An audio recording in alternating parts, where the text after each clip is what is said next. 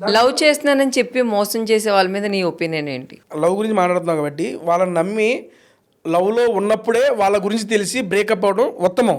Marriage తర్వాత breakup అయితే రెండు ఫ్యామిలీస్ ఇబ్బంది పడతాయి. మ్యారేజ్కి ముందే మీరిద్దరికి పడక విడిపోతే కనుక మీరిద్దరికే ఉంటుంది ఆ ఇబ్బంది, ఆ బ్రేకప్ స్ట్రెస్ అనేది. కానీ అది మీ ఇద్దరికే ఉంటుంది. కొన్ని రోజులైనాక దాన్ని ఓవర్కమ్ అయ్యి బెటర్ లైఫ్ మీకు వస్తుంది. ఆ స్ట్రెస్ నువ్వు తీసుకోలేని పక్షంలో నీ ఫ్యామిలీ సపోర్ట్ తీసుకో. అమ్మాయి ఇలా అయింది, నాన్న ఇలా అయింది, నీ ఫ్రెండ్స్ సపోర్ట్ తీసుకో. నా వల్ల కావట్లేదంటే వాళ్ళు నీకు బ్యాకప్ ఇస్తారు, నీకు ఏదో ఒకటి చెబుతారు, దాని నుంచి ఓవర్కమ్ అవుతావు.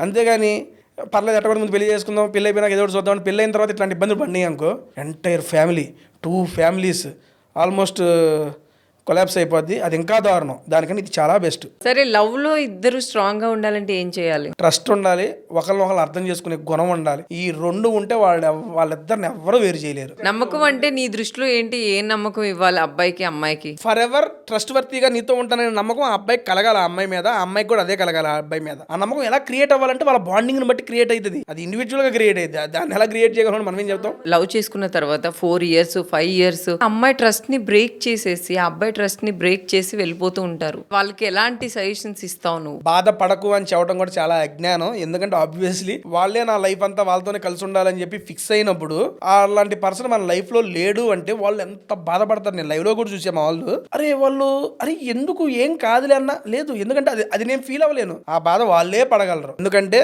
విడిపోయిన తర్వాత ఈ అమ్మాయికి కానీ ఈ అబ్బాయికి కానీ సపరేట్ లైఫ్ ఉంది. వీళ్ళని నమ్ముకొని ఫ్యామిలీ ఉంది, ఈ అమ్మాయిని నమ్ముకొని ఫ్యామిలీ ఉంది. మనం ఏది ఎంత చేసి ఎంత బాధపడుతున్నా అల్టిమేట్ గా మనం ఆలోచించాల్సింది మన ఫ్యామిలీ గురించి. అట్లీస్ట్ వీళ్ళ కోసమైనా ఇప్పుడు మనం చేద్దామనే ఆలోచన మీలో కనుక వస్తే ఆ సూసైడల్ టెండెన్సీ రావు, 100% తగ్గిపోద్ది అనేది నా అభిప్రాయం.